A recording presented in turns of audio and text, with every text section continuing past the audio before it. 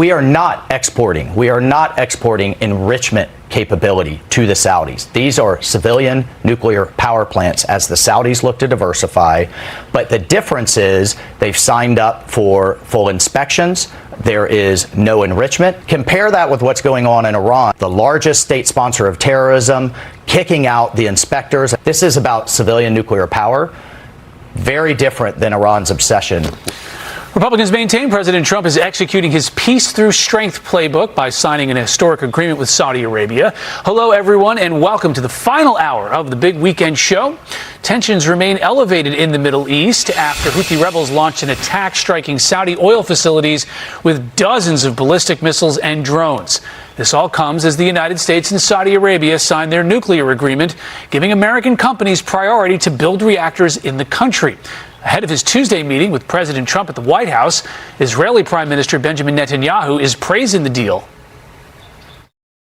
I think President Trump was absolutely right in stating that condition, that Saudi Arabia would get a civilian nuclear program in exchange for normalization of relations with Israel. It's a great achievement, historic achievement, and obviously we'll be delighted if we could extend it to Saudi Arabia and other countries.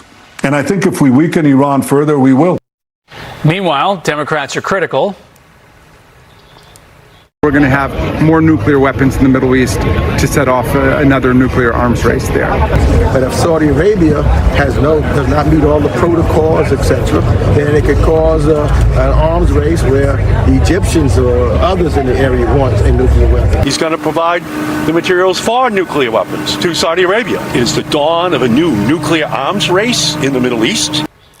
Joining us for tonight's Big Close-Up is a member of the House Armed Services Committee, Senate Armed Services Committee, and Indiana Senator Jim Banks. Senator, thank you so much for joining us this evening. I want to get your take. First, are you waiting to hear some more details from the administration on what this agreement is? Do you support it, and do you support the timing of it?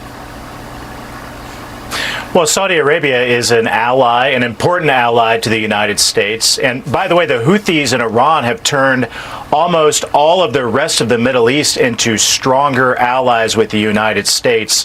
That's the good news. And if President Trump can expand on the Abraham Accords from the first Trump term by normalizing relations with Israel and Saudi Arabia, the Middle East will be as strong and peaceful as it's ever been as we continue to maintain that Iran will never have a nuclear weapon. So give President Trump a lot of credit here in what he's done to foster and grow peace agreements, strengthening the Abraham Accords. It's really probably the most significant thing that he did in the first term, and he's only expanding upon it in this term as well. Of course, the Democrats hate it. They hate the idea that President Trump will be the one who will go down in history, who will negotiate peace in the Middle East, but that's exactly what President Trump has done. Senator, I'm looking at markets right now, and WTI is at 84. Brent is briefly dipped below 90. We were close to 100 on Friday. Looks like after a couple nights of not striking Iran, I think the oil markets are hoping that maybe we can ease some tensions and sort of reopen the Strait of Hormuz if Omani and Irani officials start talking together and figuring out a plan for that.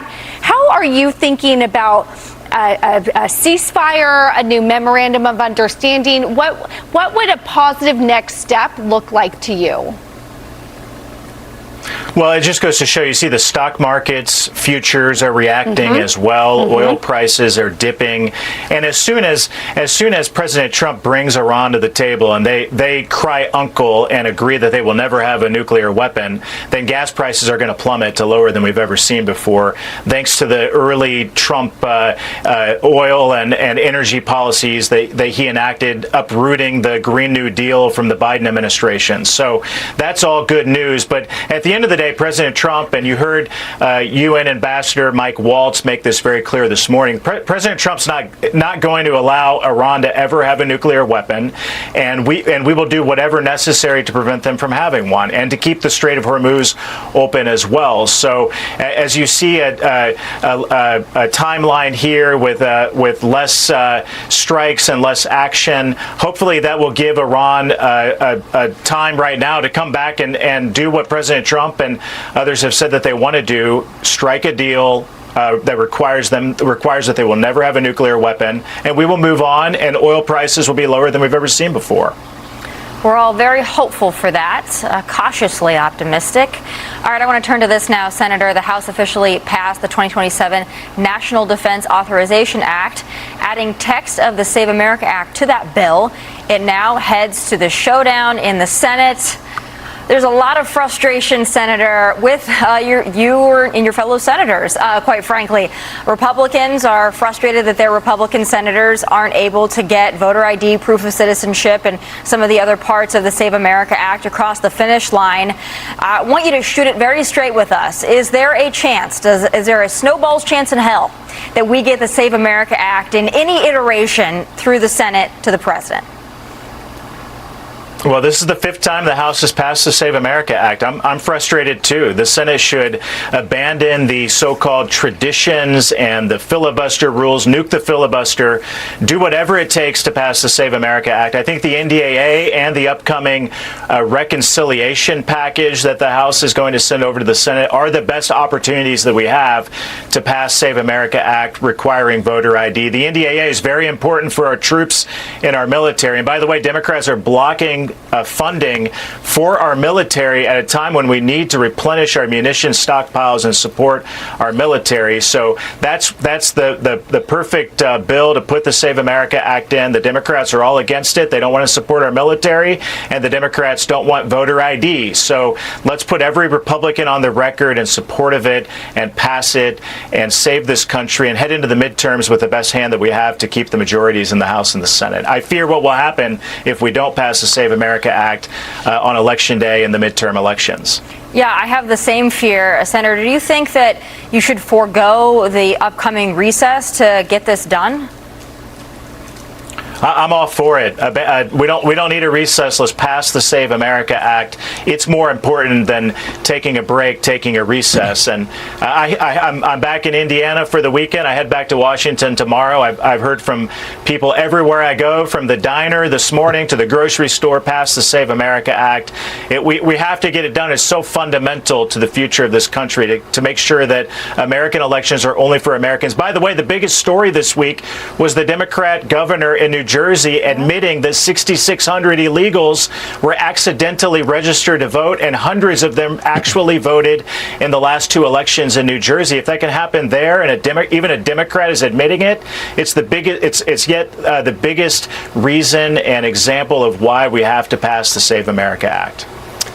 Senator Jason Chaffetz here. You've introduced legislation to end birthright citizenship for illegals after the Supreme Court struck down President Trump's executive order. Tell us more about your Citizenship Act and how it would give Congress authority over naturalization and label illegal aliens as invaders. Why is that language specifically important? Well, it's the most important language, Jason, because the Supreme Court struck down the president's executive order. But what all 9 Supreme Court justices agree on is that the babies of invaders into our country are not eligible for birthright citizenship. So we don't need a constitutional amendment. We can pass a simple bill in Congress that declares an invasion at the southern border. We've done it, by the way, we've declared pirates, Nazi spies in the past as invaders into our country, yet the number of illegals, the tens of millions of illegals that have come into our country is so greater and such a bigger threat to the future of our country than either of those types of invaders. So declare an invasion and then declare that the babies of those invaders are not eligible for birthright citizenship. That's what my bill, Brandon Gill, introduced it in the House. It's simple. It's got a substantial amount of support